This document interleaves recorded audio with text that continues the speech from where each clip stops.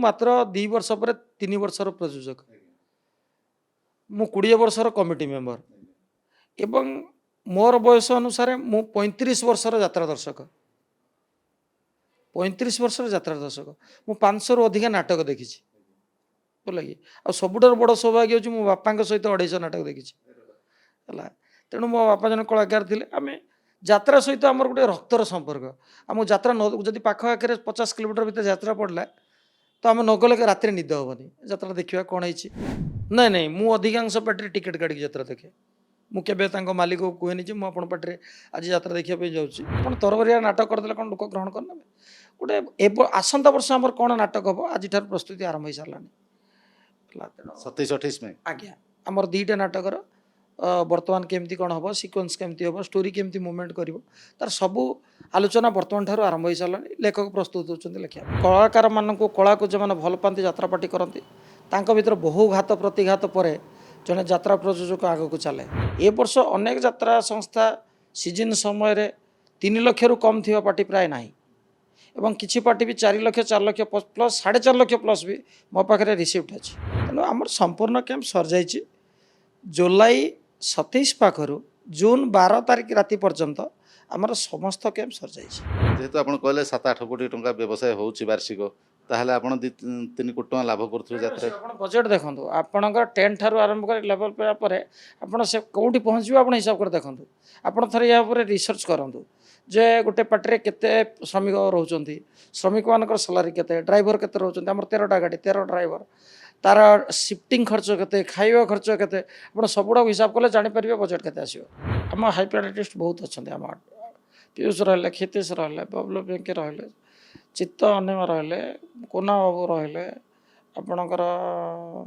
Sweet रहा सब हाइपार्ट artist दरमा कहार कम नुह तेणु बजेट बढ़िया स्वाभाविक आम इवन जो मैंने म्यूजिक रोचे आप पेड कहतु अर्गान कहतु कि आपणकर फुंका जी मनोज अच्छी मैंने ओडार टफ एमानकर भी दरमा 10 लाख पाखापाखि समस्त दरमा अच्छी अधिकांश यात्रा पार्टी 400 टका टिकेट अच्छी किंतु ये डेंगा मथार ठेंगा भाया आप सिंहवाहिनी नाटा को ही नौ कारण आपन को टीआरपी दरकार अच्छी तेणु आप सिंहवाहिनी ना कहले टीआरपी बढ़ सिंहवाहिनी बाबद किसी कहले आपको भल टीआरपी मिले आपड़ कहवाई चाहते एपटे सेपटे एपट सेपट कर कहे आम आज्ञा कौ आम तो प्रोफेशनल नुहे कि खसीज आप टैगलाइन करदे यहीटा है समस्या से जो लोक ये बाइट दी से यात्रा देखी कि ना सन्देह गोटे पेट्रोल पंप्रे छिड़ा नाटक को खराब कहीदे प्रथम रातिर नाटक जेकोसी पार्टी फास्ट रु फास्ट नाटक ता बाबद डायरेक्टर कि जाना आप भल कि लक्ष्य करेंगे से लोक कहते सिंह बाहिनी आरंभ कौन नाटक भल ही ना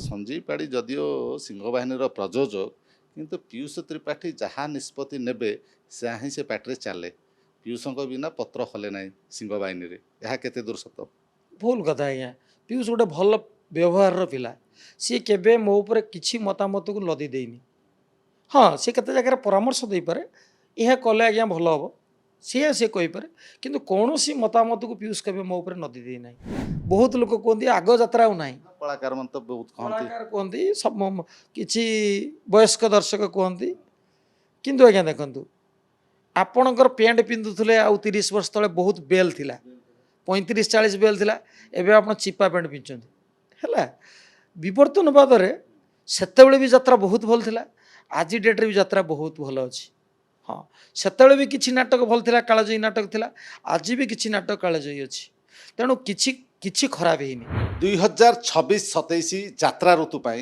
यात्रा राणी सिंह बाहिनी कौन डेट फांका ना यह कौन सत ना प्रयोजक एवं परिचालक यही कथा केवल डिंडिम पिटिकी हो हल्ला करुछंती एवं यात्रा राणी सिंह बाहिनी ए वर्षर 2टी नुआ नाटक एडा एवं बौलबो यही नाटक कुआडे भल है ना निर्देशक राइटर कुआडे भल लिखि नाहांती 400 टंकार टिकट पानी रे जाउछि बेकार जाउछि ए कथा कौन सत से संपर्क आलोचना करने मो सहित अच्छा यात्रा राणी सिंह बाहिनी प्रयोजक संजीव पाड़ी तांको सहित अधिक आलोचना करवा आज्ञा ओटीवी को स्वागत जय जगन्नाथ जय माँ सिंह बाहिनी गोटे अभियोग एवं जे सिंह बाहिनी 2026-27 ऋतु कौन दिन आउ फांका ना डेट ऑलरेडी बुकिंग अर्थात 320 दिन लोक बुकिंग कहते विभिन्न यात्रा पार्टी मालिक आपन केते दिन बुकिंग कर रखी देइछन्ति आमर जुलाई 27 पाखर जून 12 पर्यंत मझिरे केवल गोटे छुट्टी डिसेम्बर छुट्टी छाड़ी समस्त कैंप बुक हो जाइए। मु आपन को प्रश्न करुच्ची आम जदि खालीटारे कहूँ आम कैंप बुक हो जाइए कमिटी आसबेनी संस्था कौन लाभ पाइब आम जदि कहूँ आमर बुक हो नथिबा आम कोई बुक हो जाइए या द्वारा संस्थार लाभ कौन अछि लाभ मत लगे कमिटी तो आसबेनी कारण बुक हो जाइए कहीं जी जहाद्वारा से कैंप रही तेणु आमर संपूर्ण कैंप सर जाइए जुलाई 27 पाखर जून 12 तारिख राति पर्यंत आमर समस्त कैंप सर जाइए। जेहेतु आपण कहले जे आपणकर लाभ कौन हम कमिटी तो फेरी जीवे मु कहूँ यह लाभ जे आम जदि हल्ला करदेबा बा घोषणा करदेबा कौन कैंप फांका ना आपणकर डिमांड हूँ रातिक 4.5 लाख टंका बा 4 लाख टंका 4 ରୁ 4.5 लाख टंका दाबी कर कमिटी किए जदि फोन करके पचारती किसी फांका अच्छे कि आपड़ कहे जदि आप चाहती हेले मु फांका करदे पारिबी ताहले मते एतिक टंका देले जीवी नाई सेमती घटना केबे घटिनी सिंह बाहिनी आरंभ हवा पाखर आम क्या काटिकी क्या पार्टी केबे देनु कि आम पाखे रेट बढ़े कि आम बर्तमान 3 ରୁ 4.5 लाख भितर नौ सबुठारु कम 3 लाख सबुठारु बेसी 4.5 लाख ये भितर आम पार्टी अच्छी किंतु आम केबे क्या जे काटी देकी 5 लाख 6 लाख किए देले दे दो ये आम यात्रा इतिहास रे हेनी से तो ये हल्ला कर लोक कहते भूल कहते आप कहले 3 ରୁ 4.5 लाख कौ सीजन रे 3 लाख टंका नौ 4.5 लाख कौ सीजन रे नौ पर्वपर्वाणी अच्छी बर्तमान रेनी बर्तमान 3 अच्छी 3 ରୁ 3.5 भितर बर्तमान चलती दुर्गा पूजा पाखर आउ टे रेट बढ़ एमती बढ़ी बढ़ी जीव फंक्शन फंक्शन गुड़ारे 4.5 अच्छी ना एमती नेचुराली 3.5 4 4.30 एमती अच्छी टिकटेड शो रे बेसी दाबी करती ना जो फ्री शो हुए विभिन्न यात्रा अनुष्ठान अच्छा सामाजिक अनुष्ठान अच्छा दोल पूर्णिमा कथा कहतु रजरे कहतु विभिन्न पर्वपर्वाणी से गाँ अनुष्ठान नहीं पकाती से समय सस्ता ना टिकेटेड शो रे आप दाबी अच्छे आम रेट सब पाखापाखि रुहे जो मसर जमी रेट सब पाखापाखि रुहे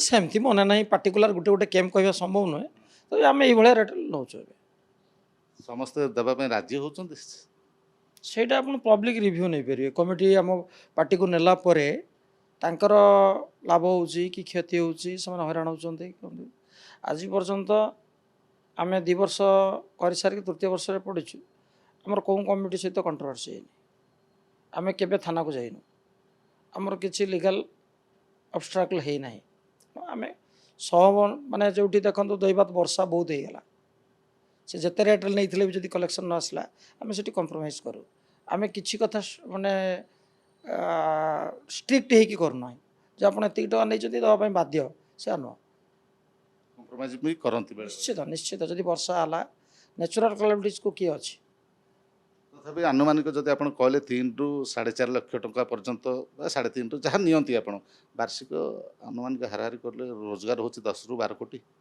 केमती हो आज्ञा ଆପଣ 3 ରୁ 4.5 ହେଲେ 10 ରୁ 12 କୋଟି କେମିତି ହେଲା 300 ଏ ବର୍ଷ ଆମେ 304 ରାତି କରିଥିଲୁ ସେ ଅନୁସାରେ ବଜେଟ୍ ବହୁତ ଅଛି ଆପଣ ବଜେଟ୍ ଉପରକୁ ଯାଆନ୍ତୁନି ଆପଣ ଆଦାୟଟା କେତେ 10 କୋଟି ନା 7 କୋଟି 8 କୋଟି ନା 7-8 କୋଟି ହେବ କଳାକାରଙ୍କୁ ସବୁ ଖର୍ଚ୍ଚ ଯାଇକି କେତେ 200 ଲୋକଙ୍କର ଦରମା ଆପଣ ଏଭରେଜ୍ ପକାଉନାହାନ୍ତି 200 ଲୋକଙ୍କର ଦରମା ଯଦି ଆରମ୍ଭ 10-12 ହଜାର ଟଙ୍କାରୁ ହୁଏ ଆପଣ लास्ट पर्यंत गोटे एवरेज पकातु के मास को केते वर्ष को केते यात्रा गोटे आज्ञा सब बेले कहुई यात्रा गोटे लाभदायक संस्था नुहे कलाकार मानक भल पाऊा लोक मैंने ही यात्रा पार्टी करेंगे ओडार कौन हजार हजार कोटिपति लोक ना यात्रा कर तेणु यात्रा को जो मैंने भल पाती यात्रा करेंगे और यात्रा को करके ठीक से मेंटेन करके रखा बहुत कष्ट जेहेतु आम भल पाचे यात्रा को चलाई रखीचु 200 कोटी पर दरमा नौ एक कथा कौन सत ना एग्रीमेंट अच्छी पीयूष कहीं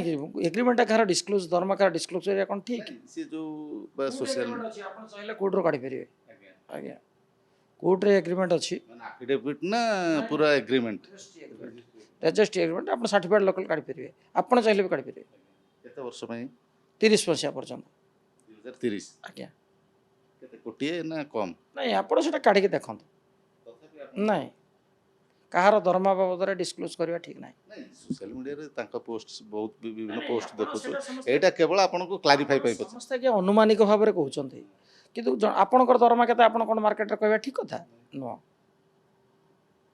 ଯେହେତୁ ଆପଣ କହିଲେ 7-8 କୋଟି ଟଙ୍କା ବ୍ୟବସାୟ ହେଉଛି ବାର୍ଷିକ, ତାହେଲେ ଆପଣ 2-3 କୋଟି ଟଙ୍କା ଲାଭ କରୁଥିବେ ଯାତ୍ରା। ଆପଣ ବଜେଟ୍ ଦେଖନ୍ତୁ ଆପଣଙ୍କର 10 ଠାରୁ ଆରମ୍ଭ କରି ଲେଭେଲ୍ ପାଇବା ପରେ ଆପଣ ସେ କେଉଁଠି ପହଞ୍ଚିବ ଆପଣ ହିସାବ କରି ଦେଖନ୍ତୁ।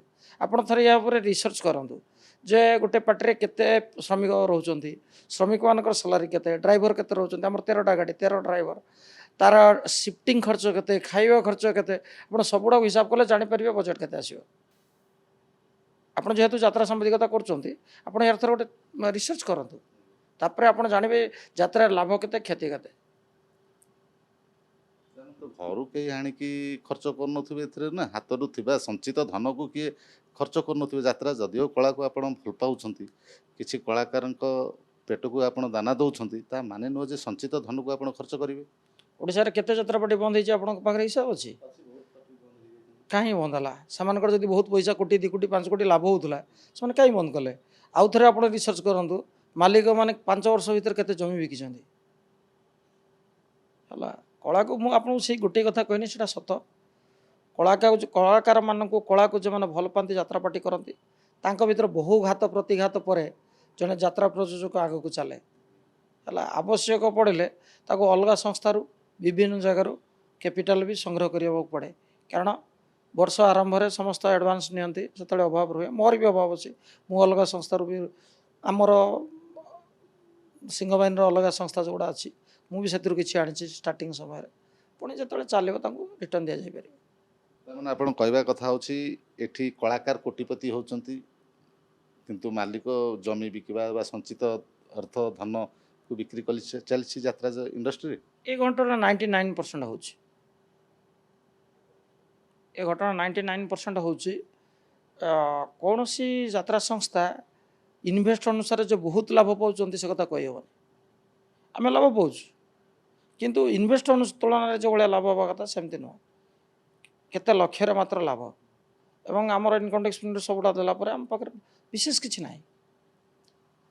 ଓଡ଼ିଶାର ବହୁ ପୁରୁଣା ଯାତ୍ରା ଅନୁଷ୍ଠାନ ତାଙ୍କର ଦାମ କମ୍ ରଖିଛନ୍ତି, କିନ୍ତୁ ଆପଣ ମାତ୍ର ଅଳ୍ପ ଦିନର ସଂସ୍ଥା ଯାତ୍ରା ଅନୁଷ୍ଠାନ, କିନ୍ତୁ ଆପଣ ମାର୍କେଟରେ ବହୁ ଦାମ ରଖିଛନ୍ତି। ଏହାର କାରଣ କ'ଣ? ଆପଣ ଭୁଲ କହୁଛନ୍ତି, ମୋ ପାଖରେ ନଜିର ଅଛି। ଏହି ବର୍ଷ ଦୁର୍ଗା ପୂଜାରେ ଆମଠାରୁ ଯଥେଷ୍ଟ ଅଧିକା ରେଟ୍ରେ ଅଲଗା ଯାତ୍ରା ସଂସ୍ଥା ବିକ୍ରି ହେଇଛି, ଏବଂ ଏବେ ଅଧିକାଂଶ ଯାତ୍ରାପାର୍ଟି 3.5+ ଅଛି। ଆମେ ଯେମିତି 3ରୁ 4.5 ରଖିଛୁ, ଏ ବର୍ଷ ଅନେକ ଯାତ୍ରା ସଂସ୍ଥା ସିଜନ୍ ସମୟରେ 3 ଲକ୍ଷରୁ କମ୍ ଥିବା ପାର୍ଟି ପ୍ରାୟ ନାହିଁ, ଏବଂ କିଛି ପାର୍ଟି ବି 4 ଲକ୍ଷ 4 ଲକ୍ଷ ପ୍ଲସ୍ 4.5 ଲକ୍ଷ ପ୍ଲସ୍ ବି ମୋ ପାଖରେ ରିସିପ୍ଟ ଅଛି। ତେଣୁ ଶୁଣନ୍ତୁ, ଯାହାକୁ ଡିମାଣ୍ଡ ଯେମିତି ହେଉଛି ଲୋକେ ଗ୍ରହଣ କରୁଛନ୍ତି। ଏବଂ ଆଉ ଗୋଟେ କଥା ଦେଖନ୍ତୁ, 3 ଲକ୍ଷ ଟଙ୍କାରେ ଯେଉଁ କମିଟି ଯାତ୍ରା ନେଉଛନ୍ତି ସେମାନେ ହୁଏତ କେତେ ଜାଗାରେ ଲସ୍ କରୁଛନ୍ତି, କିନ୍ତୁ 4 ଲକ୍ଷ 4.5 ଲକ୍ଷ ଟଙ୍କାର ଯାତ୍ରା ନେଇ ସେମାନେ ଲସ୍ କରୁନାହାନ୍ତି।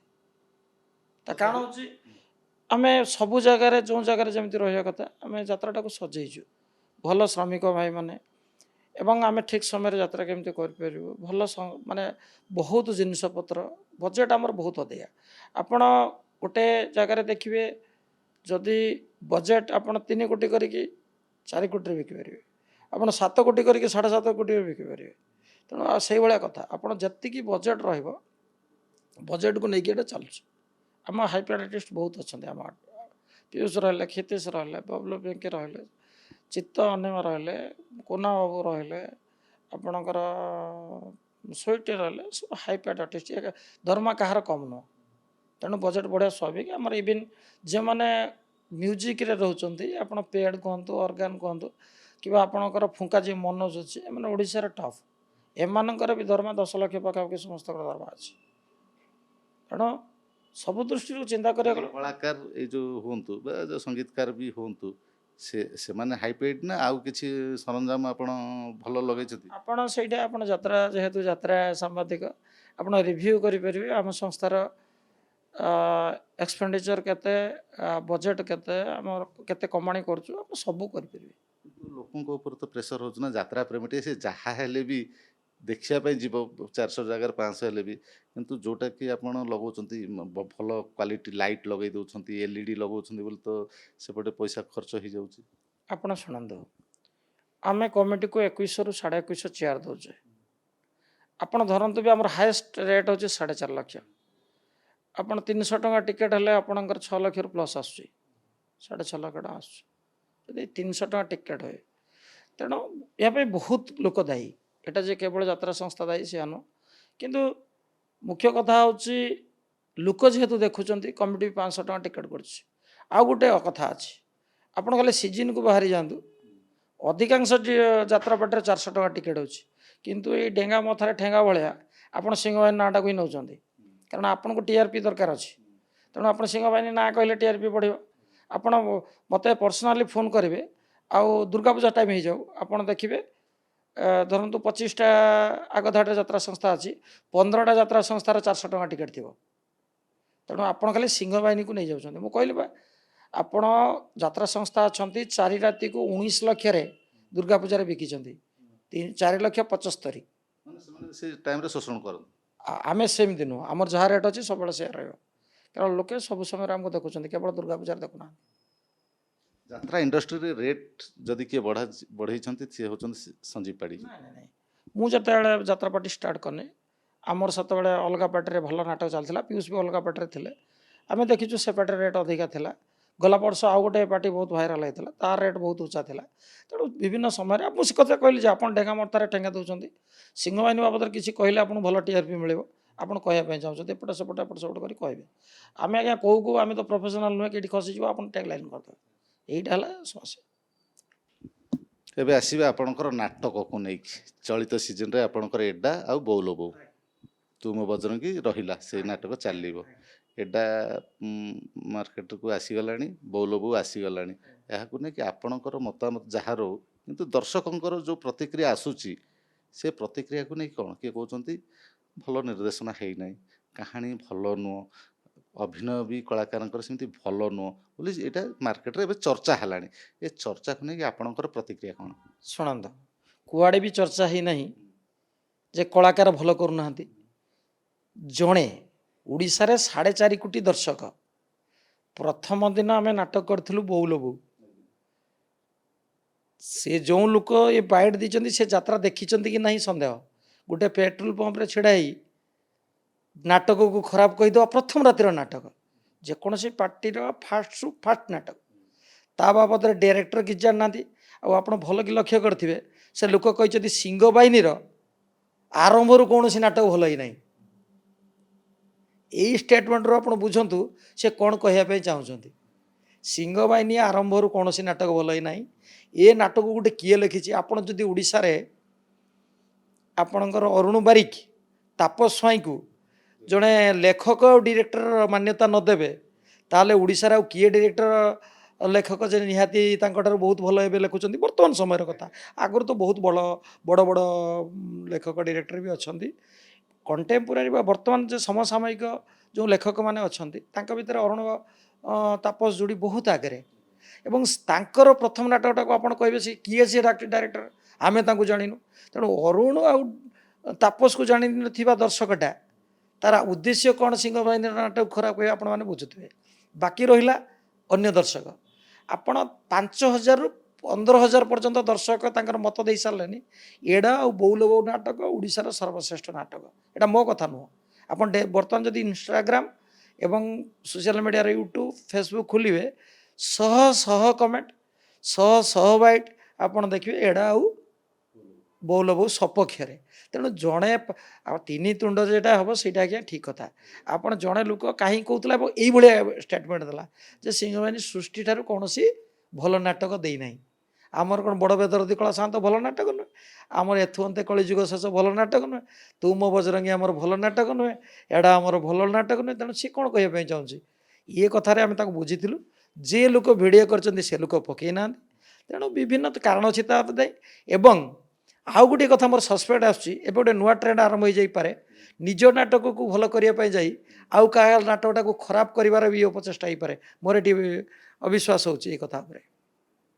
ଷଡ଼ଯନ୍ତ୍ର କିଛି ଯାତ୍ରା ପାର୍ଟି ଓନର କରିଛନ୍ତି। ଏଇ ବର୍ତ୍ତମାନ ଯୋଉ ପରିସ୍ଥିତି ଆପଣ ଦେଖନ୍ତୁ, ଫାଷ୍ଟ ନାଟକ ଫାଷ୍ଟ ନାଇଟ୍ ତା ଉପରେ ଏତେ ବଡ଼ ଟିପ୍ପଣୀ ଦେବାକୁ ସାହସ କରୁଥିବା ଲୋକଟା ଫାଷ୍ଟ ନାଇଟ୍ ଏବଂ ସେଦିନର 265 ମିଲିମିଟର ବର୍ଷା ଅବସ୍ଥାରେ ହେଲା। ତାପରେ ସେ ବାବୁ ଜଣେ ଏଇଭଳିଆ ମନ୍ତବ୍ୟ ଦେଉଛନ୍ତି। ପୁଣି ହଁ ବ୍ୟକ୍ତିଗତ ଭାବରେ ଜଣେ କମେଣ୍ଟରେ ଲେଖିପାରିଥାନ୍ତେ ଜଣେ ଦର୍ଶକ ହିସାବରେ ମୋତେ ଭଲ ଲାଗିଲାନି। ଏମିତି ତ ସମସ୍ତଙ୍କୁ ତ ଗୋଟେ ନାଟକ ଭଲ ଲାଗିବ ବୋଲି ତାର କିଛି ଗ୍ୟାରେଣ୍ଟି ନାହିଁ। କିନ୍ତୁ ଗୋଟେ ୟୁଟ୍ୟୁବରେ ପକେଇବା ସୋସିଆଲ ମିଡ଼ିଆରେ କହିବା ଏଭଳି ୟା ଭିତରେ କ'ଣ ଉଦ୍ଦେଶ୍ୟ ଥିବ ଆପଣମାନେ ବୁଝୁଥିବେ। ଏପର୍ଯ୍ୟନ୍ତ ଅନେକ ଯାତ୍ରାପାର୍ଟି ବାହାରୁଛନ୍ତି, ଏବେ ଏବେ ବାହାରୁଛନ୍ତି, ଦିନେ ଦୁଇ ଦିନ ହେଲା ବାହାରିଛନ୍ତି, ଆହୁରି ଅନେକ ଯାତ୍ରାପାର୍ଟି ବାହାରିବେ ବି। ଏଇଟା ବୋଲ ବୋ କ'ଣ ସବୁ ଯାତ୍ରାପାର୍ଟିଠୁ ଶ୍ରେଷ୍ଠ ନାଟକ ହବ? ସେ ଦର୍ଶକ ଆଜ୍ଞା କହିବେ, କମିଟି ଦର୍ଶକ ଓଡ଼ିଶାର 4.5 କୋଟି ଲୋକ ମାନ୍ୟତା ଦେବା ଲୋକ ସେମାନେ। ଯେ କିନ୍ତୁ ଆମେ ଯାହା ଦେଖିଛୁ ଆଜି ଆମର ହେଉଛି ସପ୍ତମ ରାତି, ସିଂହ ବାହିନୀର ଆଜି ସପ୍ତମ ରାତିରୁ 6 ରାତି ଏଡ଼ା ହେଇଛି। ଏବଂ ଯେଉଁଠି ବି ଆପଣ ରିଭ୍ୟୁ ନେଇପାରନ୍ତି। ଆମର ଗୋଟେ କଥା ଆପଣଙ୍କୁ ମୁଁ କହିଲି, ଆପଣ ଯେକୌଣସି ସମୟରେ ଭିଜୁଆଲ୍ ନେଇପାରିବେ ସିଂହ ବାହିନୀର, କୌଣସି ସମୟରେ ଆପଣଙ୍କର 90%ରୁ କମ୍ ଲୋକ ନଥିବେ। ଆମର ତ ସବୁ କମିଟି 2,500 3,000 ଚେୟାର ପକାଉଛନ୍ତି। ଆମ 2100 ପରେ ସେମାନେ ଆହୁରି ଏକ୍ସଟ୍ରା ଚେୟାର ପକାଉଛନ୍ତି। ଆପଣ ଯାଇକି ରିଭ୍ୟୁ ନିଅନ୍ତୁ, ପ୍ରତି ଟେଣ୍ଟରେ 90%ରୁ ଅଧିକା ଥିବ। ସବୁ ରାତି ପାଇଁ କଥା କହିଲି ମୁଁ, ଫାଷ୍ଟ ରାତି ହେଉ କି ଲାଷ୍ଟ ରାତି ହେଉ। ତେଣୁ ଇଏ ହେଉଛି ଲୋକଙ୍କର ଭଲ ପାଇବା, ଲୋକଙ୍କର ସିଂହବାହିନୀ ପ୍ରତି ଭଲ ପାଇବା, ଲୋକଙ୍କର ଏଡ଼ା ବଉଲ ବୋଉ ନାଟକ ପ୍ରତି ଭଲ ପାଇବା, ଲୋକଙ୍କର ପିୟୁଷ କ୍ଷିତୀଶ ବବଲୁ ଏ ଟିମ୍ ପ୍ରତି ଭଲ ପାଇବା, ଇଏ ସବୁ ମିଶିଗଲା ବେଳକୁ ଆପଣଙ୍କର ଅଧିକାଂଶ ଲୋକ ଯାତ୍ରା ଦେଖୁଛନ୍ତି। ଏଡ଼ା ଟାଇଟଲଟା ବି ଶୁଣିବାକୁ ଲୋକ ବୁଝିପାରୁନାହାନ୍ତି, ଶୁଣିବାକୁ ବି ଏଡ଼ା କ'ଣ, ଏଠୁ ଟାଇଟଲଟା କେମିତି ବାଛିଲେ? ଲେଖକ ଲେଖିକି ଦେଇଥିଲେ ଏଡ଼ା କରିବା ପାଇଁ ନା ନିର୍ଦ୍ଦେଶକ ଆପଣମାନେ ସମସ୍ତେ ବସିକି ଚିନ୍ତା କଲେ ଯେ ନାଇଁ ଆମେ ନାଟକର ନା ଏଡ଼ା ଦେବା? ନାଇଁ, ଏଡ଼ା ଗୋଟେ ନାଟକ ବହୁତ ଦିନ କରିବା ପାଇଁ ପିୟୁଷ ମୋତେ କହୁଥିଲେ ଯେ ବାବୁ ଗୋଟେ ନାଟକ କରିବା ଏଡ଼ା। ମୁଁ ଏଡ଼ା ମାନେ କ'ଣ? ଆମେ ଦେଖିଲୁ ଯେ ଏଡ଼ା ଗୋଟେ ସାଉଥ୍ ଇଣ୍ଡିଆନ୍ ୱାର୍ଡ଼ ଏବଂ ତା ମାନେ ଯେ ଆମ ଯେମିତି ଛିଟା କୁହା ହୁଏ, ଆମ ଓଡ଼ିଆରେ ଗୋଟେ କହେନି ଟିକେ ଆଡ଼ବାଇଆ ଛିଟା, ଏଇ ଟାଇପ୍ର ତାର ସେନ୍ସ। କିନ୍ତୁ ଆପଣ ଷ୍ଟୋରି ଭିତରକୁ ଯାଆନ୍ତୁ, ନିଛକ ଓଡ଼ିଆ ଷ୍ଟୋରି। ଏବଂ ଏ ନାଟକ ଦୁଇଟାରେ ପ୍ରୁଭ୍ କରୁଛନ୍ତି ପିୟୁଷ ଯେ ସେ ଜଣେ ଭାଇରାଲ କଳାକାର ନୁହେଁ, ପୁଖତ କଳାକାର। ସିରିୟସ୍ ରୋଲ୍ ବହୁତ ଗୁଡ଼ା ଅଛି ଏବଂ ସେଟାକୁ ବହୁତ ଭଲ କି ସେ ଲିଭେଇଛନ୍ତି। ତାମାନେ ପିୟୁଷଙ୍କ କହିବା ଅନୁସାରେ ଟାଇଟଲଟି ଏଡ଼ା ହେଇଛି? ନାଇଁ, ଖାଲି ପିୟୁଷଙ୍କ କହିବା ନୁହେଁ, ସେ ମତାମତ ଦେଇଥିଲେ। ଆମର ଲେଖକ, ଡିରେକ୍ଟର, ମୁଁ ସମସ୍ତଙ୍କର ଗୋଟେ ସହମତିରେ ଟାଇଟଲ୍ ହେଇଛି। ଆପଣଙ୍କର ଦୁଇଟା କାହାଣୀ ଆପଣ ନିଜେ ବସିକି ଦେଖିଛନ୍ତି ଆରମ୍ଭରୁ ଶେଷ? ହଁ, ମୁଁ ଖାଲି କାହାଣୀ ନାଟକ ହେଲା ପରେ ବସ୍ତା କ୍ୟାମ୍ପରେ ତ ମୁଁ 5 ମିନିଟ୍ ବି ଛାଡ଼ିନି, ବସିକି ଦେଖିଛି। ପୁଣି ଯେତେବେଳେ 6 ମାସ ଆଗରୁ ଆମେ ଏ ଟାଇଟଲ୍ର ପରିକଳ୍ପନା କରିଥିଲେ, ଆମେ ଗ୍ରୁପ୍ ଡିସ୍କସନ୍ ବସିକି କରାଯାଇଥିଲା ପୁରା ନାଟକଟାକୁ ପ୍ରତି ଦୃଶ୍ୟ ଅନୁସାରେ। ଏବଂ ସେମିତି ଲୋକ ଲାଗେ ଆପଣ ତରବରିଆ ନାଟକ କରିଦେଲେ କ'ଣ ଲୋକ ଗ୍ରହଣ କରିନେବେ? ଗୋଟେ ଆସନ୍ତା ବର୍ଷ ଆମର କ'ଣ ନାଟକ ହେବ ଆଜିଠାରୁ ପ୍ରସ୍ତୁତି ଆରମ୍ଭ ହେଇସାରିଲାଣି ହେଲା। ତେଣୁ 27-28 ମେ ଆଜ୍ଞା, ଆମର 2ଟା ନାଟକର ବର୍ତ୍ତମାନ କେମିତି କ'ଣ ହେବ, ସିକ୍ୱେନ୍ସ କେମିତି ହେବ, ଷ୍ଟୋରି କେମିତି ମୁଭମେଣ୍ଟ କରିବ, ତାର ସବୁ ଆଲୋଚନା ବର୍ତ୍ତମାନ ଠାରୁ ଆରମ୍ଭ ହେଇସାରିଲାଣି। ଲେଖକ ପ୍ରସ୍ତୁତ ହେଉଛନ୍ତି ଲେଖିବା ପାଇଁ। ନାହିଁ, କେବଳ ଆପଣଙ୍କ ପାର୍ଟିର ନାଟକ ଆପଣ ଦେଖନ୍ତି ନା ଅନ୍ୟ ଯାତ୍ରା ପାର୍ଟିର ଯେଉଁ କାହାଣୀ କରନ୍ତି, ଅନ୍ୟ କଳାକାରଙ୍କର ଅଭିନୟ କେମିତି କେମିତି କେମିତି ଲୁଚି ଯାଇକି ବସିକି ଦେଖନ୍ତି? ଲୁଚିକି ନାହିଁ। ମୁଁ ତ ସବୁଆଡ଼େ ଆଜ୍ଞା ଯେଇଠି ଯାତ୍ରା ଦେଖେ, ଆପଣ ଦେଖିଥିବେ ତୁଳସୀରେ, ଏବର୍ଷ ଦେଖିଥିବେ କୋଣାର୍କରେ, ମୁଁ ଯେଇଠି ଯାଏ ଆଗ ଧାଡ଼ିରେ ଟିକେଟ୍ କାଟିକି ବସିକି ଦେଖେ। ମୋର ଦେଖିବାର ଅସୁବିଧା କ'ଣ ଅଛି? ମୁଁ କ'ଣ ଜଣେ ଓଡ଼ିଶାର ଲୋକ ନୁହଁ? ମୁଁ ଜଣେ କଳାକୁ ଭଲ ପାଉଥିବା ମଣିଷ। ମୁଁ କ'ଣ ଅଲଗା ପାର୍ଟିରେ ଯାତ୍ରା ଟିକେଟ୍ କାଟି ଦେଖିପାରିବିନି? ହଁ, ମୁଁ ତ ଟିକଟ କାଟିକି ଦେଖିକି ଯାଉଛନ୍ତି ନା ବାବୁଙ୍କୁ, ମାନେ ପାର୍ଟି ପ୍ରଯୋଜକ ମାଲିକଙ୍କୁ କହୁଛନ୍ତି ଯେ ଆଜି ତମ ପାର୍ଟିରେ ମୁଁ ଯାଇକି ଗେଷ୍ଟ ହେବି? ନାଇଁ, ମୁଁ ଅଧିକାଂଶ ପାର୍ଟିରେ ଟିକେଟ୍ କାଟିକି ଯାତ୍ରା ଦେଖେ। ମୁଁ କେବେ ତାଙ୍କ ମାଲିକକୁ କୁହେନି ଯେ ମୁଁ ଆପଣ ପାର୍ଟିରେ ଆଜି ଯାତ୍ରା ଦେଖିବା ପାଇଁ ଯାଉଛି। ଅଧିକାଂଶ, କାଁ ଭାଁ କହିହେବନି, କିନ୍ତୁ ମୁଁ ଅଧିକାଂଶ ପାର୍ଟିରେ ମୁଁ ଟିକେଟ୍ କାଟିକି କମିଟିକୁ କହି ଟିକେଟ୍ କାଟିକି, କେଇଠି ବି କମିଟି ଗୋଟେ ଅଧେ ଜାଗାରେ ପଇସା ନିଅନ୍ତିନି, କିନ୍ତୁ ମୁଁ ଯାତ୍ରା ଦେଖେ। ବାଧ୍ୟ କରେ ତାଙ୍କୁ ପଇସା ନେବା ପାଇଁ, କାରଣ ଆପଣମାନେ ପଇସା ଦେଇକି ଆଣିଛନ୍ତି ପାର୍ଟି, ପଇସା ନେବା ଉଚିତ। କ'ଣ କଳାକାରଙ୍କର ଅଭିନୟ ଏବଂ ରାଇଟର ଡାଇରେକ୍ଟରଙ୍କର ଡିରେକ୍ସନ ବି ସେଠି ସମୀକ୍ଷା କରନ୍ତି? ଶୁଣନ୍ତୁ ଆଜ୍ଞା, ମୁଁ ମାତ୍ର 2 ବର୍ଷ ପରେ 3 ବର୍ଷର ପ୍ରଯୋଜକ, ମୁଁ 20 ବର୍ଷର କମିଟି ମେମ୍ବର ଏବଂ ମୋର ବୟସ ଅନୁସାରେ ମୁଁ 35 ବର୍ଷର ଯାତ୍ରା ଦର୍ଶକ। 35 ବର୍ଷର ଯାତ୍ରା ଦର୍ଶକ। ମୁଁ 500ରୁ ଅଧିକା ନାଟକ ଦେଖିଛି, ବୁଝିଲ କି? ଆଉ ସବୁଠାରୁ ବଡ଼ ସୌଭାଗ୍ୟ ହେଉଛି ମୋ ବାପାଙ୍କ ସହିତ 250 ନାଟକ ଦେଖିଛି ହେଲା। ତେଣୁ ମୋ ବାପା ଜଣେ କଳାକାର ଥିଲେ। ଆମେ ଯାତ୍ରା ସହିତ ଆମର ଗୋଟେ ରକ୍ତର ସମ୍ପର୍କ। ଆମକୁ ଯାତ୍ରା ଯଦି ପାଖ ଆଖରେ 50 କିଲୋମିଟର ଭିତରେ ଯାତ୍ରା ପଡ଼ିଲା ତ ଆମେ ନଗଲେ ରାତିରେ ନିଦ ହେବନି, ଯାତ୍ରା ଦେଖିବା କ'ଣ ହେଇଛି। ଆଉ ସବୁଠୁ ବଡ଼ କଥା ହେଉଛି ଯାତ୍ରା ଯେମିତି ବି ହେଉ, ଆପଣ ସବୁବେଳେ ଦେଖିଥିବେ ମୁଁ ଯାତ୍ରା ଦେଖିବା ପାଇଁ ଯାଇଛି ମାନେ ମୁଁ ଲାଷ୍ଟ ମଣିଷ ଉଠିବି, ମୁଁ ଯାତ୍ରା ସରିଲା ପରେ ହିଁ ଉଠେ, କାରଣ ନାଟକଟା ମୁଁ ଦେଖିବାର ଅଛି, ଲେଖକ କେଉଁ ଲାଇନରେ ନେଇଛନ୍ତି, ନିର୍ଦ୍ଦେଶକ କେଉଁଭଳିଆ କରିଛନ୍ତି, ଆର୍ଟିଷ୍ଟ ମାନେ ତାଙ୍କର କଳା ନୈପୁଣ୍ୟତା କେମିତି ପ୍ରକାଶ କରୁଛନ୍ତି, ସବୁ କଥାକୁ ଦେଖେ। ଏବଂ ଏକଥା ସତ ଯେ ଯେଉଁମାନେ ଭଲ ଭଲ ଆର୍ଟିଷ୍ଟ ମାନେ ଭଲ କରନ୍ତି, ମୁଁ ଚେଷ୍ଟା କରେ ଆମ ନାଟକରେ 80% ଭଲ କଳାକାର ରହିବେ, କିଛି 20% ନୂଆ କଳାକାର ରହିବେ। କାହାଣୀ ଭଲ ଲାଗିଲା, କେଉଁଠି ବୋରିଂ ଲାଗିଲା ସେଠି ତ ନିଶ୍ଚିତ ବୋର୍ ହେଉଥିବେ, ଯଦି ଭଲ ଲାଗିଲା କାନ୍ଦରେ କାନ୍ଦୁଥିବେ, ତାଳି ମାରୁଥିବେ। ହଁ ମୁଁ ଆଜ୍ଞା ସେ ସବୁ ଇମୋସନକୁ ନିଶ୍ଚିତ ହଜମ କରେ, କାହିଁକି ଆମେ ସାଧାରଣ ମଣିଷ, ଆମେ ନାଟକ ଦେଖିଲା ବେଳେ ଯଦି ଆମକୁ ଇମୋସନ୍ ଲାଗେ ଆମ ଆଖିରୁ ବି ଲୁହ ବାହାରେ, ଆମକୁ ଭଲ ଲାଗିଲେ ମୁଁ ବି ତାଳି ମାରେ, ଏ କଥା ନିଶ୍ଚିତ। ବାପାଙ୍କ ସହିତ 250 ନାଟକ ଦେଖିଛନ୍ତି, ବାପା କ'ଣ ଯାତ୍ରା ପ୍ରେମୀ, ସେ ଆଉ କ'ଣ କରନ୍ତି ପ୍ରଫେସନ୍? ବାପା ସେତେବେଳେ ମେଟ୍ରିକ୍ ପାସ୍ କଲା ପରେ 70 ମସିହାରେ ବାପା ସେତେବେଳେ ନୀଳଚକ୍ର ପାର୍ଟି ଗୋଟେ ଥିଲା, ପଣ୍ଡା ପାର୍ଟି ବୋଲି କହୁଥାନ୍ତି, ସେ ପାର୍ଟିରେ 20 ବର୍ଷ ଯାତ୍ରା କରିଛନ୍ତି, ଆକ୍ଟିଂ ଆକ୍ଟିଂ ମାନେ ହିରୋଇନ୍ କରୁଥାନ୍ତି ଆଜ୍ଞା। ତେଣୁ ଝିଅମାନେ ଆସନ୍ତି। ହିରୋଇନ୍ କରୁଥାନ୍ତି। ଆପଣ ଯେତେବେଳେ ଝିଅ ଜମାନା ଚାଲିଗଲା, ପୁଅ ଜମାନା ଚାଲିଗଲା, ଝିଅମାନେ ହିରୋଇନ୍ କଲେ। ବାପା ସେତେବେଳେ ବହୁତ ଓଭର ଏଜ୍ରେ ଆସିଲେ ଏବଂ ଆସିକି ଯେହେତୁ ସେତେବେଳେ କ୍ୱାଲିଫିକେସନ୍ ତାଙ୍କର ଗୋଟେ ମେଟ୍ରିକ୍ ଥିଲା, ସେ ଇନ୍ ସର୍ଭିସରେ ଗୋଟେ ନନ୍ ପରମାନେଣ୍ଟ ରହିକି ଲାଷ୍ଟ ଜୀବନର 17-18 ବର୍ଷ ମାଷ୍ଟର ଚାକିରି କରିଥିଲେ ଆଜ୍ଞା। ଯାତ୍ରା ହିରୋଇନ୍ ଭାବରେ ଯେତେବେଳେ କରୁଥିଲେ, ମାନେ କୋଉ କାରଣରୁ, ମାନେ ଝିଅ ମାନେ ଆସୁନଥିଲେ ନାଟକକୁ, ନା ତାଙ୍କର ଗୋଟେ ପେଶାଗତ? ମୁଁ ତ ଶୁଣିଛି, ମୁଁ କେବେ ବାପାଙ୍କର ଲେଡ଼ିଜ୍ ଚରିତ୍ର ଦେଖି ନାହିଁ, ଆଉ କିନ୍ତୁ ମୁଁ ଶୁଣିଛି ସେତେବେଳେ ଝିଅମାନେ ଯାତ୍ରାରେ ରହୁନଥିଲେ, ପୁଅମାନେ ହିଁ ହିରୋଇନ୍ କରୁଥିଲେ। କୋଉ ନାଟକରେ ବାପାଙ୍କର ବେଶୀ ଇଏ ଥିଲା ବୋଲି ବାପା କହନ୍ତି ଆପଣଙ୍କୁ? ନାଇଁ ମୋର କିଛି ମନେ ନାହିଁ, କାରଣ ବହୁତ ଦିନର କଥା, ମୋ ବାପା ବି ଚାଲିଗଲେନି 6-7 ବର୍ଷ ହେଲା, ତେଣୁ ମୁଁ ଏକ୍ଜାକ୍ଟ ନାଟକ ନାଁ କହିପାରିବି। ବାପା ଥିବା ଅବସ୍ଥାରେ ଯାତ୍ରା ପାର୍ଟି ଟିକେ କରିଥିଲେ ଖୁସି ହୁଅନ୍ତେ। ନିଶ୍ଚିତ ଆଜ୍ଞା, ସେଭଳିଆ ସମୟ ସୁଯୋଗ ସେତେବେଳେ ନଥିଲା, ସବୁ ପ୍ରଭୁ କରୁଛନ୍ତି, ଜଗନ୍ନାଥଙ୍କ ଇଶାରାରେ ସବୁ ହେଉଛି, ଆପଣ ପବନ ବହିବନି ତାଙ୍କ ଇଚ୍ଛା ନଥିଲେ ଆଜ୍ଞା। ତେଣୁ ସିଏ ବାପା ତ ନିଶ୍ଚିତ ବହୁତ ଖୁସି ହେଇଥାନ୍ତେ, ମୁଁ ତାଙ୍କ ବର୍ତ୍ତମାନରେ ଯଦି ଯାତ୍ରା ହେଇଥାନ୍ତା ସେ କେତେ ଖୁସି ହେଇଥାନ୍ତେ ତାକୁ କହିହେବନି। ଆପଣଙ୍କୁ ଜଣେ ଜଗନ୍ନାଥ ଭକ୍ତ, ଶ୍ରଦ୍ଧାଳୁ ଜଣେ ଜଗନ୍ନାଥଙ୍କୁ ଭାରି ଭଲ ପାଆନ୍ତି, କିନ୍ତୁ ଏଭଳି ଜଗନ୍ନାଥଙ୍କୁ ନେଇ ସେଭଳିଆ ଟାଇଟଲ୍ ନାଟକଟେ କଲେ ନାହିଁ କାହିଁକି? କରିନାହିଁ ନାଇଁ, ଦେଖନ୍ତୁ ଆମେ ପ୍ରଥମ ବର୍ଷ କରିଥିଲେ ବଡ଼ ବେଦରଦୀ କଳାଶାନ୍ତ, ଏବଂ ଟାଇଟଲଟା କରିଥିଲେ ବଡ଼ ବେଦରଦୀ କଳାଶାନ୍ତ, ଜଗନ୍ନାଥଙ୍କୁ ହିରୋ ହିସାବରେ ନେଇଥିଲୁ ଏବଂ ତାଙ୍କୁ ପ୍ରୁଭ୍ କରିଥିଲୁ ସେ ବଡ଼ ବେଦରଦୀ ନୁହେଁ, ସେ ଭାରି ଦରଦୀ। ଏଇଟା ଆମ ନାଟକର କଥା ଥିଲା, ବିଷୟବସ୍ତୁ ମୁଖ୍ୟ ଯେ ସିଏ ବଡ଼ ଦରଦୀ, ସେ କଳାଶାନ୍ତ, ଏବଂ ସେ ନାଟକ ଅଭୂତପୂର୍ବ ଭାବରେ ସଫଳତା ପାଇଲା ଏବଂ ସେ ନାଟକ ବହୁତ ଦିନ ବି ଚାଲିଥାନ୍ତା, ଯେହେତୁ କାହ୍ନାବାବୁ ରହିଲେ ନାହିଁ, ସେ କାହ୍ନାବାବୁଙ୍କୁ ସବଷ୍ଟିଚ୍ୟୁଟ୍ କରିକି ସେ ନାଟକ ଚଲାଇବାଟା ମୋତେ ଠିକ୍ ଲାଗିଲାନି, ତେଣୁ ଆମେ ସେ ନାଟକଟାକୁ ଛାଡ଼ିଦେଲୁ। ବାକି ଆମେ ଯେତେବେଳେ ସେ ନାଟକର ଅପୂର୍ବ ସଫଳତା ପାଇଲୁ, ଓଡ଼ିଶାରେ 12-13ଟା ନାଟକ ଜଗନ୍ନାଥଙ୍କୁ ନେଇ ଲେଖା ହେଲା, ତେଣୁ ଯେଉଁ ନାଟକ ବାରମ୍ବାର ଲେଖା ହେଉଛି ଠାକୁରଙ୍କୁ ନେଇକି, ଆମେ ଆଉ ସାହସ କଲୁନି, ସବୁ କଥା ବାରମ୍ବାର ହେବା ଉଚିତ ନୁହଁ, ତେଣୁ ଆମେ ଜଗନ୍ନାଥକୁ ଛାଡ଼ିକି ଅଲଗା ଟ୍ରେଡ଼କୁ ଆସିଥିଲୁ। କିନ୍ତୁ ତଥାପି ଗଲା ବର୍ଷର ଆମ ନାଟକ ଥିଲା ଭୋଳାଶଙ୍କର, ଆମେ ଶିବଙ୍କୁ ନେଇ ଗୋଟେ ନାଟକ କରିଥିଲୁ।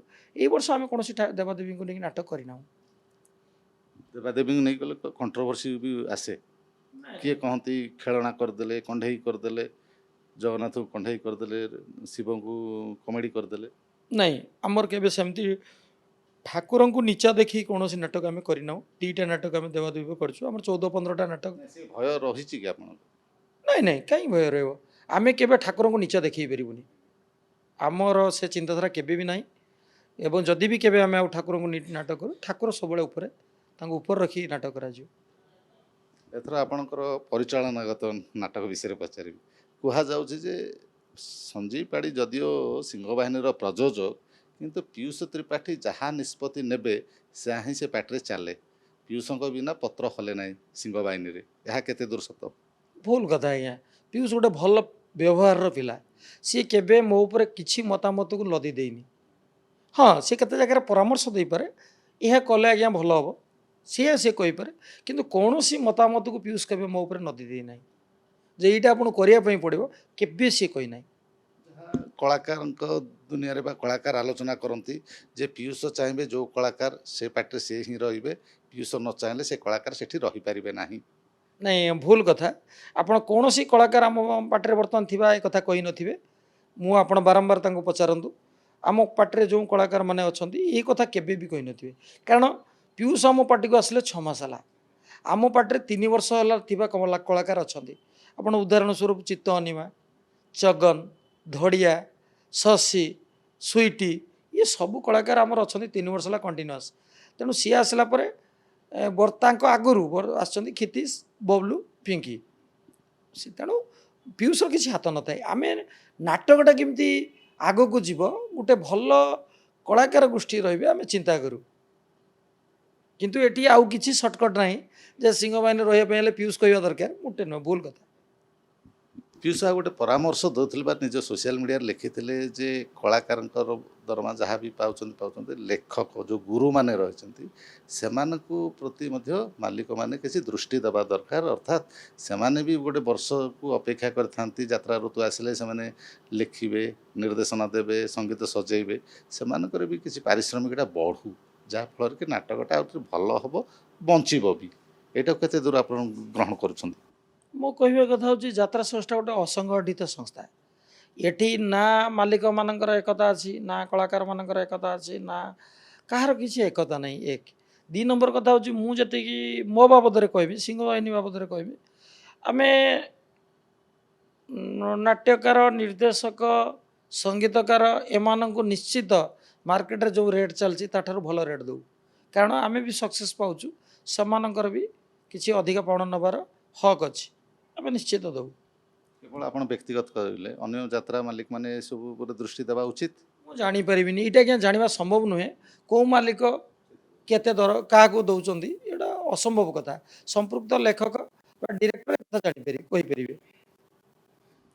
एबे आपणकर मालिक गोटे यात्रा ऋतु आरंभ है मालिक मैंने किसी बैठक बसते कि आम संघ करवा यात्रा इंडस्ट्री कौ दिगरे जाऊँगी यात्रा इंडस्ट्री केमी आहरी भल बहु वर्ष पर्यंत ये जो संस्कृति ओडिशार बंची रमती किसी आलोचना हेले ना मालिकंकर आ संघ ना जी जहाँ बाट चलती ना नहीं मालिक संघ रहा उचित आजिकल देखु आम जो लोक रिक्शा चलाउछन्ति भी संघ अच्छी जो मैंने कॉर्पोरेट हाउस कर भी संघ अच्छी तो संघ रहा उचित संघरे कंपटीशन जेहेतु यहाँ गोटे लिमिटेड लोक मानक नहीं संस्था अपना जो सीजन आरंभ हो कलाकार को लेकिन द्वंद्व रहिबो किंतु संघ ये रही पारुनी कहीं ना किसी लोक निहाती स्वार्थ केन्द्रिक हो जाउछन्ति तेणु सामान्यतम आम गोटे नियम करवा नियमटा को समस्ते मानवा नियमटा जनक गोटे आउ जनक गोटे नुहे आप देखिए पीयूष जो गोटे पार्टी पैसा नेला फेरैला आ गोटे पार्टी पैसा नहीं जावाई चाहिए संघ से बयान करदे किंतु एमती यही वर्ष भी आहरी आपण जदि कहे बहुत कलाकार पैसा नहीं फेरी से पाटे रही किसी कलाकार पैसा फेरी ना से पाटे अच्छा किंतु से सब क्षेत्र में संघ किसी निष्क्रिय रहा ओनली पीयूष जदि संघ तैयारी हे से संघ रही समस्त आईन जदि सामान करेंगे संघ निश्चित किसी ना कि मालिक मैंने जे जार नाई कौन थिला कौन से कथा ना आम जदि समस्ते गोटे नियम बंधा हाँ काली सकाल भी संघ पुणी सक्रिय हो मालिक संघ सब अच्छी केते सक्रिय अच्छी केते निष्क्रिय हो जाए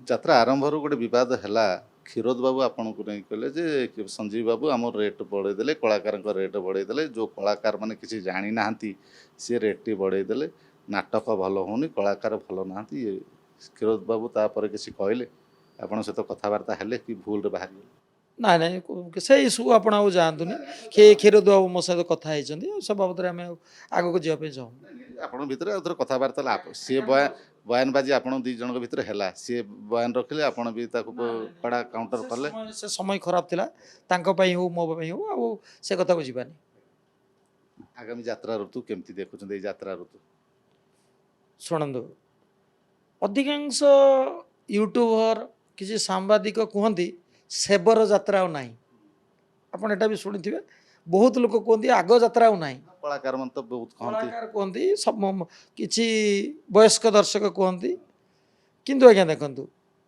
आपणकर पैंट पिंधुले आउ 30 वर्ष तले बहुत बेल थिला 35-40 बेल थिला एबे आपण चिपा पैंट पिंधुछन्ति है विवर्तन बादरे सेतेबेले भी यात्रा बहुत भल थिला आज डेट्रे भी यात्रा बहुत भल अच्छी हाँ सेतेबेले भी किछि नाटक भल थिला कालजयी नाटक थिला आज भी किछि नाटक कालजयी अच्छी तेणु किछि किछि खराब हेनी କହୁଛନ୍ତି ଯେ ଗୋଟେ ଗୋଟେ ନାଟକ 10 ବର୍ଷ 12 ବର୍ଷ ଚାଲୁଥିଲା ଆଜି ଗୋଟେ ବର୍ଷରେ ଶେଷ। ଦେଖନ୍ତୁ ସେତେବେଳେ କ'ଣ ଆପଣ ୟୁଟ୍ୟୁବ୍ ଚ୍ୟାନେଲ୍ ଥିଲା ନା ଆପଣ ଏ ସାକ୍ଷାତକାର ନେଉଥିଲେ? ଆପଣ ପରା ଆଜି ଆମର ଯଦି ନାଟକ ବୋଉଲ ବୋଉ ନାଟକ ହେଇଛି କାଲି 3.5 ଘଣ୍ଟା 4.5 ଘଣ୍ଟା ପଡ଼ିଯାଉଛି ୟୁଟ୍ୟୁବ୍ରେ, ଲୋକ ଦେଖି ଦେଉଛନ୍ତି। ତେଣୁ ଏହା ପାଇଁ ବହୁ କାରଣ ଅଛି। ଆପଣ ସିଧା ଖାଲି କହିଦେଲେ ହେବ? ଆପଣ ଯେତେବେଳେ ଲୋକ ସୋସିଆଲ ମିଡ଼ିଆରେ ମାଗଣାରେ ଯାତ୍ରା 3.5 ଘଣ୍ଟା ଦେଖି ଦେଉଛନ୍ତି, ଆପଣ ସେ ନାଟକ କେତେ ବର୍ଷ ନେବେ? ଆଉ ଯଦି ଆପଣ ଖାଲି ନେବେ ରେକର୍ଡ଼ କରିବା ପାଇଁ ନେବେ, ଲୋକ ଦର୍ଶକ ଦେଖିବା ପାଇଁ ନୁହଁ। ବହୁତ ବହୁତ ଧନ୍ୟବାଦ। ଆପଣଙ୍କର ଯାତ୍ରା ଋତୁ ସଫଳ ହଉ। ଜୟ ଜଗନ୍ନାଥ, ନମସ୍କାର। ଶୁଣୁଥିଲେ ଯାତ୍ରାରାଣୀ ସିଂହବାହିନୀ ପ୍ରଯୋଜକ ସଞ୍ଜୀବ ପାଢ଼ୀଙ୍କର ପ୍ରତିକ୍ରିୟା। ବର୍ତ୍ତମାନର ଯେଉଁ ନାଟକ ଚାଲିଛି ସେ ଯେଉଁ ୟୁଟ୍ୟୁବ୍ ହଉ ବା ଏବେ ଟିଭି ମିଡ଼ିଆ ଆସିଯିବା ପରେ ଆଉ ଯେ କାଳଜୟୀ ନାଟକ ହେଲେ ମଧ୍ୟ ଆଉ ବର୍ଷ ବର୍ଷ ଧରିକି ଚାଲିପାରୁନାହିଁ। ସମସାମୟିକ ନାଟକ ଡିଜିଟାଇଜେସନ୍ ବା ଡିଜିଟାଲ ୱାର୍ଲଡ ହେଇଗଲାଣି। ସେଥିପାଇଁ ଗୋଟିଏ ବର୍ଷରେ ସେ ଗୋଟିଏ ନାଟକ ରଖିକି ପ୍ରତିବର୍ଷ ନୂଆ ନାଟକ ଖେଳାଯାଉଛି। ଭୁବନେଶ୍ୱରରୁ କ୍ୟାମେରା ପର୍ସନ ସନ୍ତୋଷ ନାୟକଙ୍କ ସହ ନିରଞ୍ଜନ ରେଡ୍ଡି, OTV।